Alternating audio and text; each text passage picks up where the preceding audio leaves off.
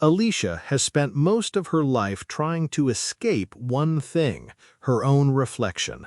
Not because she's ugly, not because the world told her she was broken, but because her chest, oversized, heavy, painful, has been the center of her physical suffering since adolescence. Every morning is a negotiation with discomfort. Every step carries weight that was never supposed to be hers. She has wanted this fixed for years, and today, finally, it's happening. She sits in the back of a car with her boyfriend Michael and her mother Sylvia, cutting through the Belgian countryside, headed toward a private medical clinic somewhere far from the judgment of people who know her name. The clinic is in Eastern Europe, the kind of place you go when the cost in your home country would ruin you financially, but the desperation is stronger than the fear of the unknown. Michael grips the wheel. He's tense. Hospitals already make him nauseated, not metaphorically. He genuinely faints at the sight of blood. That detail matters. Remember it. Sylvia, Alicia's mother, sits in the back with the calm of someone who has done this before. Because she has. She's here for her own procedure, a facelift. She is unapologetic about it. Sylvia is the kind of woman who has decided aging is optional, and she plans to argue with time surgically. The clinic appears through the fog like something designed to look reassuring. White walls, clean lines, staff moving efficiently. It has the aesthetics of modern medicine, but something underneath those walls doesn't quite breathe right. The receptionist smiles too wide. The hallways are too quiet for a building that is supposedly full of patients. They check in. Alicia and Michael are shown to their room. It's standard. Hospital beds, fluorescent light, the smell of antiseptic layered over something older and harder to name. Michael immediately begins becoming pale just from the environment. Alicia holds his hand and reminds him he doesn't have to come into any operating rooms. The surgeon assigned to Alicia is Dr. Van Oten, a man who presents himself with the precise confidence of someone who has performed 1,000 procedures and stopped caring about the human element around procedure number 300. He reviews Alicia's file, explains the breast reduction, nods clinically, and leaves the room the way someone leaves a meeting they scheduled but didn't need. There is another doctor on staff, a younger one, Daniel. He's a resident, still learning, still carrying the nervous energy of someone who wants to do things right, and is starting to notice that this clinic doesn't always operate that way. And then there is a patient that nobody is supposed to know about. She is in a room that is not on the official floor plan, a locked room in a lower section of the building, accessible through a corridor that staff seem to avoid without explanation. She is strapped to a bed. She is connected to tubes. She is the result of an experimental rejuvenation procedure that Dr. Van Oten performed, something beyond the approved treatments, something that was supposed to reverse aging at a cellular level, something that went catastrophically wrong. She is not fully alive in the way Alicia and Michael are alive, but she is not dead either.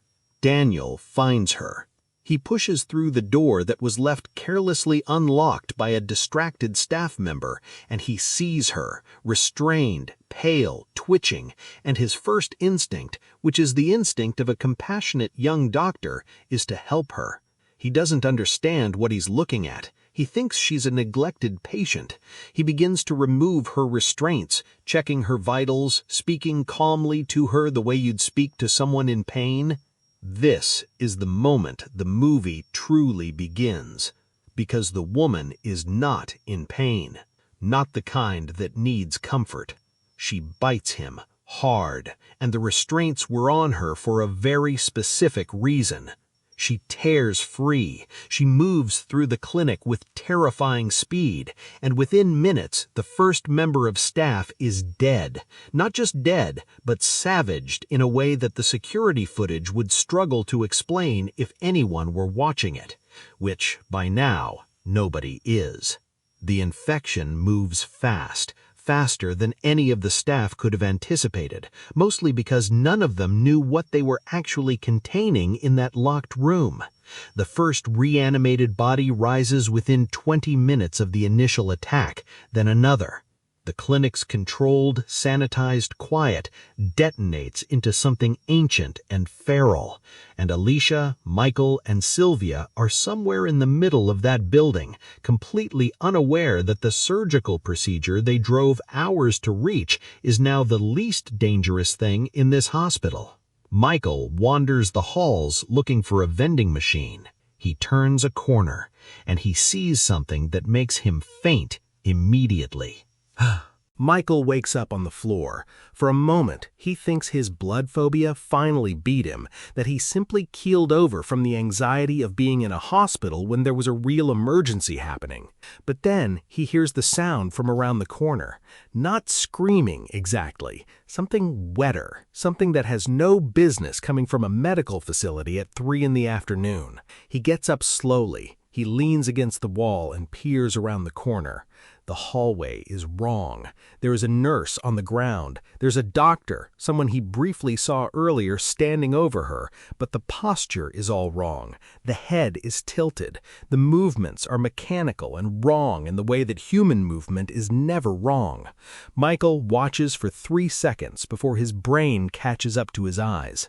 He runs. Not toward Alicia, not toward the exit, just away from the thing in the hallway. Pure panic has no direction. Meanwhile, Alicia is still in her room, prepped for surgery, waiting for the anesthesiologist who has not arrived because the anesthesiologist is currently dead in a supply closet on the floor below. She doesn't know this. She checks her phone. She texts Michael. She waits.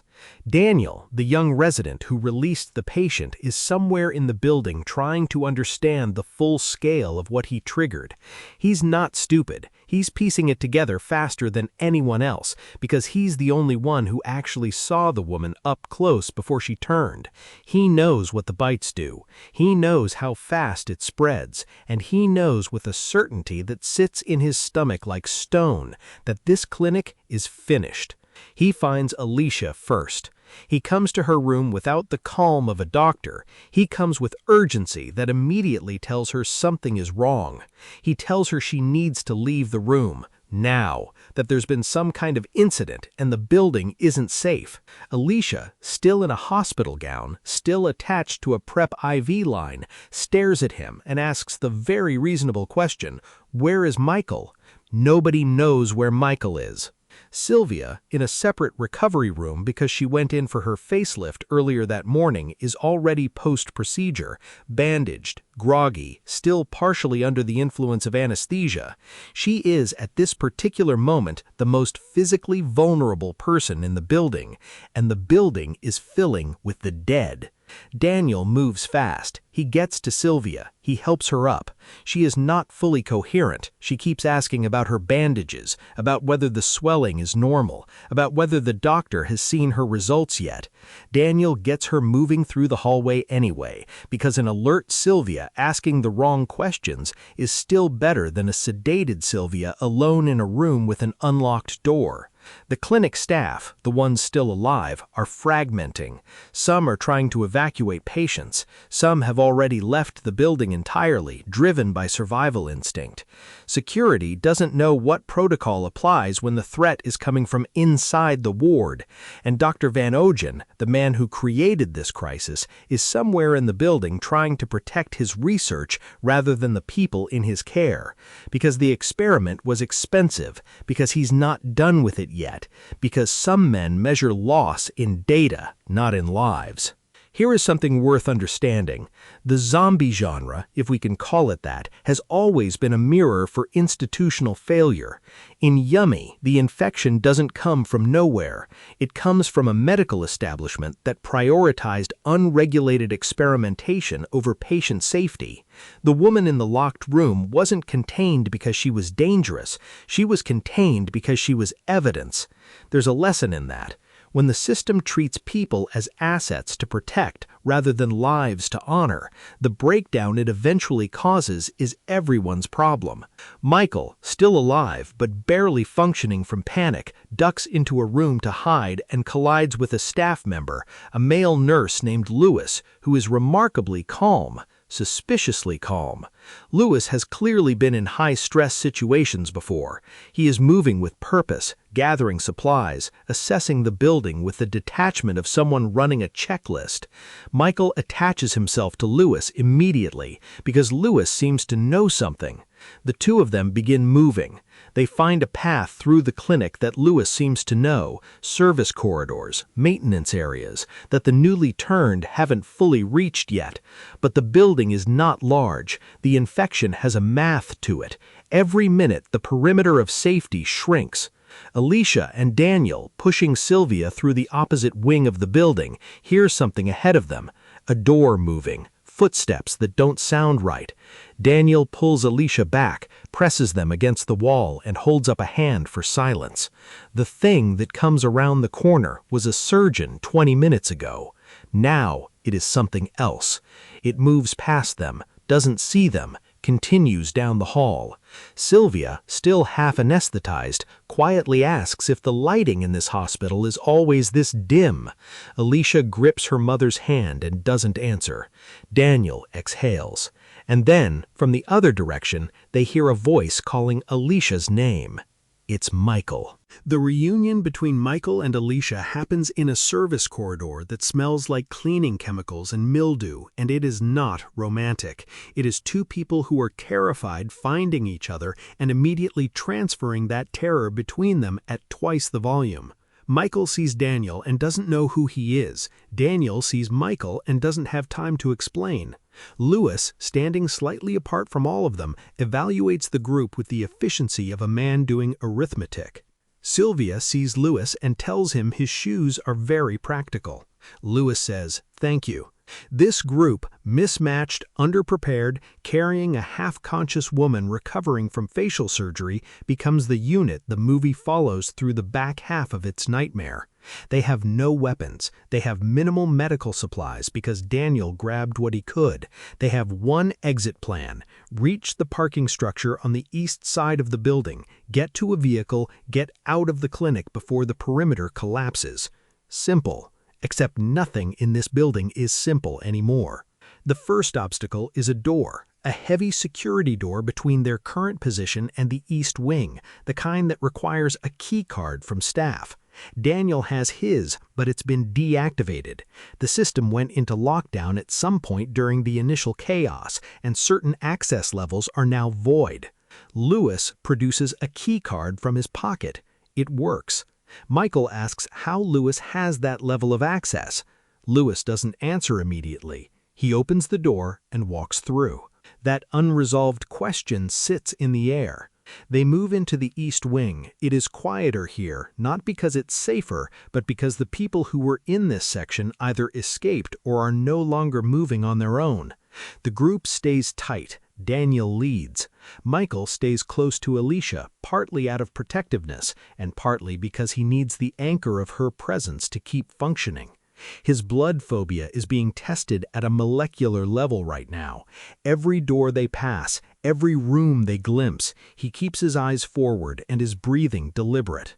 Sylvia, gradually coming out of the anesthesia, begins to understand the situation.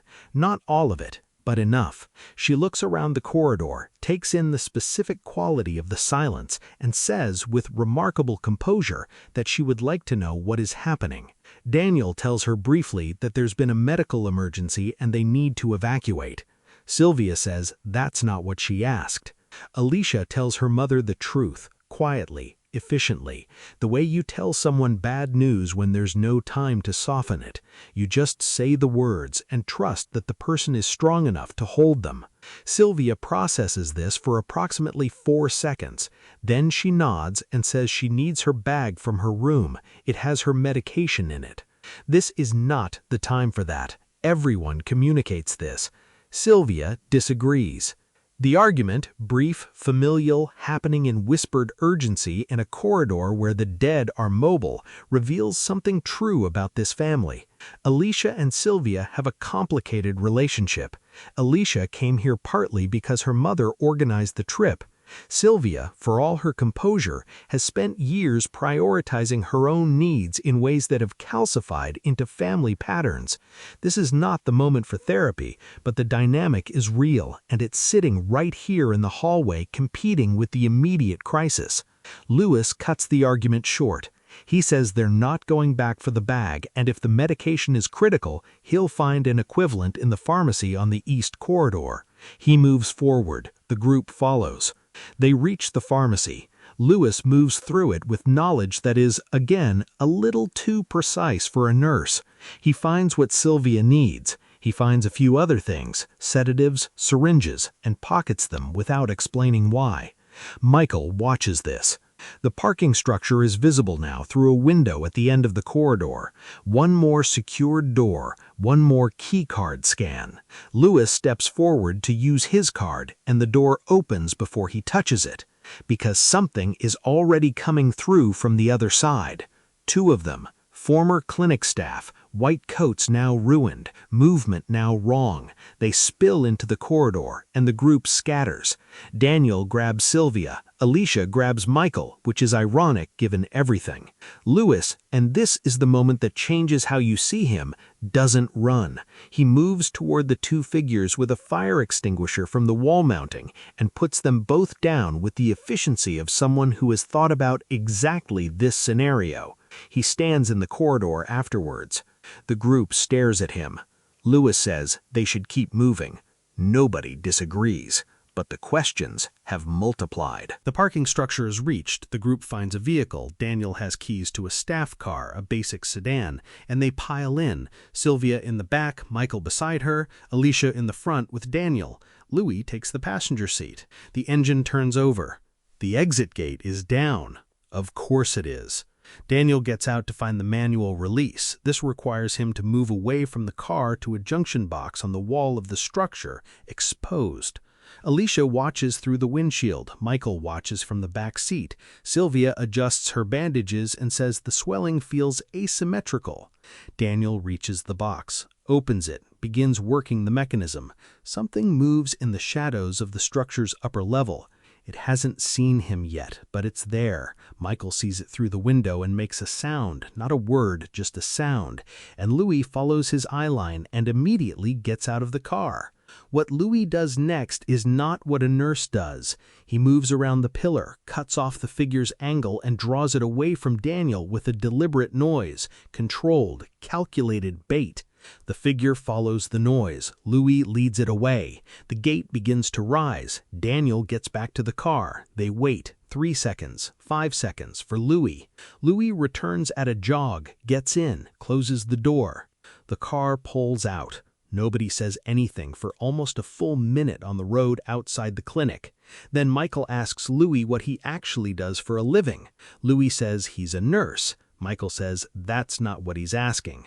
And Louis, looking out the window at the tree line, says that he was sent here 3 weeks ago to investigate the clinic, that there had been reports, missing patients, irregular research activity, that the woman in the locked room was not the first experiment, just the first one to survive long enough to become a problem, that the organization he works for had been building a case. He says this quietly and without drama, the way people deliver information they've been carrying alone for too long. Alicia asks who he works for. Louis says that matters less right now than getting them to a hospital with full infection screening, because any of them could have been exposed without knowing it. That sentence lands in the car like a stone in still water. Nobody was thinking about that. Now everyone is thinking about that. Michael goes very still. He runs back through every moment in the clinic, every surface touched, every doorframe brushed, every corridor. He looks at his hands. Alicia looks at her hands. Sylvia says she was under anesthesia for most of it and probably has the best odds of anyone, which is objectively true and delivered with the particular tone of a woman who has decided to find silver linings on principle. Daniel is driving. He is also privately doing his own inventory. He touched the woman in the locked room. He removed her restraints. Her bite broke Louis's skin. No, that's not right. It broke Daniel's. No, he's confusing himself. He tries to remember the exact sequence. His hands on the restraints, her movement, the snap of her head toward him. He stares at the road. There is something on his forearm under his sleeve that he hasn't shown anyone. The car keeps moving. The clinic disappears in the rearview mirror, still standing, still white, still quiet from the outside, which is the most terrifying thing about it. From the road, you'd never know. It looks like a place where people go to be healed. 20 minutes out from the clinic, Daniel pulls over. He doesn't say why, he just pulls to the shoulder of the empty rural road and sits with his hands on the wheel. The engine idles. The trees are dark on both sides. Alicia asks him what's wrong. He shows them his forearm. The bite mark is there. Not fresh, but already changing in ways that bite marks don't change in 20 minutes. The skin around it has a color that doesn't belong. The edges are wrong. The car goes silent in the way that spaces go silent when everyone understands the same thing at the same moment, and no one wants to be the first to name it. Alicia tells him it's fine, that they'll get him to a hospital, that there are treatments. She says this the way people say things they need to be true. Daniel looks at her. He doesn't say she's wrong. He doesn't say she's right. He says that she and her family should take the car, that Louis will help them navigate to the nearest emergency department, that they should go now before he becomes a different kind of problem. Michael says no. He says it fast, which surprises everyone, including Michael. But he says it again. He says they're not leaving Daniel on the side of a road in Belgium in the dark. Louis says quietly that Michael should think carefully about what he's proposing. Michael says he's not proposing anything, he's stating what's happening. There's something worth pausing on here. Michael has been the least heroic person in this building for the past several hours. He fainted in the corridor, he needed Alicia to anchor him, he asked questions instead of acting. But this is the moment where the film reveals what it's actually about, because the least heroic person in the building is the one who refuses to abandon someone when the math says they should. That's not naivety. That's the only kind of courage that costs something real. They keep Daniel in the car. They drive. For 30 minutes, Daniel is himself, pale, deteriorating, increasingly quiet, but himself. He answers questions when asked. He tells them about his program, his residency, the reason he chose medicine. His father was a doctor who died when Daniel was 12. He says it without drama, just fact, just the architecture of a life. Then, gradually, he stops answering. Louis watches him with clinical attention and no visible emotion. He tells the group to pull over, that it's time, that they have a window of maybe 2 minutes to get out of the car and away from Daniel before that window closes. Sylvia says they should not have come to this clinic. Alicia says she knows. They stop the car. Louis handles what comes next. He is efficient, he is not cruel. What he does with the understanding that Daniel, the person Daniel was, would have asked for exactly this. It is the hardest 2 minutes in the film, and the movie doesn't look away from it. Afterward, the three of them, Alicia, Michael, and Sylvia, stand on the side of a Belgian road in the dark, Louis beside them, the clinic behind them, invisible now, consumed by distance, everything that happened today sitting inside them like new furniture in a room they have to learn to live in. Sylvia says she wants to go home. Michael says yes. Alicia looks at her hands one more time, clean, no marks. She exhales slowly and looks at Michael, and he looks at her, and the thing that passes between them doesn't need words. She came here to feel better in her own skin, and instead she walked through every room a nightmare could build. She didn't fix it. She will carry the scars of this day alongside the weight she came here to lose. But she's alive, and so is her mother, And so is Michael, who fainted in a corridor and then refused to leave a dying man alone on the road, which turns out to be the most important thing he did all day. Louis calls someone on his phone and speaks quietly in a language none of them recognize. He ends the call and tells them transport is coming, that there will be screening, that the clinic will be handled. He says it with the tone of someone who has cleaned up institutional failures before and will clean up more before he's done. Alicia asks him one last time who he works for. Louis looks at her. He says it's better if she doesn't know, not to protect his organization, to protect her, because knowing means involvement, and involvement means her name in a file, and her name in a file means her life becomes something other than her own. She nods. She believes him. Headlights appear down the road, transport, coming closer. The three of them stand together, a daughter who wanted less of herself, a mother who wanted more of her youth, and a boyfriend who was terrified of blood, in the middle of a night that rearranged everything they understood about risk and choice and what it costs to want something badly enough to drive across Europe for it. The clinic, sitting white and quiet in the Belgian countryside, is still out there, and somewhere inside it, the lights are still on, which means the story isn't finished. It just moved somewhere you can't see it anymore. So a woman came here to feel better in her own skin, and instead she walked through every room a nightmare could build. What do you think drove this film? The horror of the undead, or the horror of what that clinic was already doing before the first person turned? Let me know in the comments. And if this kind of storytelling is what you came here for, you already know what to do.